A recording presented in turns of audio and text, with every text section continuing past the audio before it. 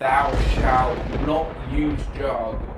So we just shipped a new feature and quickly made an update after realizing we broke one of the content design commandments. Jargons in some contexts make sense, but actually most of the time it makes it harder for users to understand what's going on. When you're developing features, even if you start with user-led hypotheses, you can quickly fall into the trap of using language that's specific to the technical details of how you're building the software, rather than remaining useful and easy to comprehend for users. Let me start from the top. First stage allows candidates to apply and interview for roles.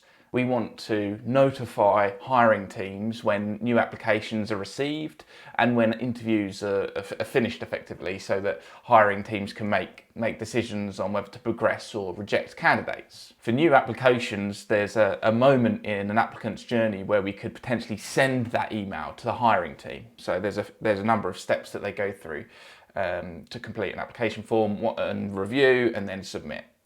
We decided the most useful time to notify a hiring team is basically when we've got all of that information from a candidate. So after they've gone through the full application process and submitted their application. We ended up calling the notification application submitted. We had a similar, albeit slightly more complicated issue when it came to the hiring team, notifying them when interviews are finished. We use one AI to summarise the applicant's answers to each question in the interview. We use AI to summarise that into a single sentence. And we also use another AI to review the application and the interview transcript against the role's criteria to highlight the particular things that a hiring team might be interested in from candidates. So it's not until those two separate tasks are complete that it's useful to notify the hiring team.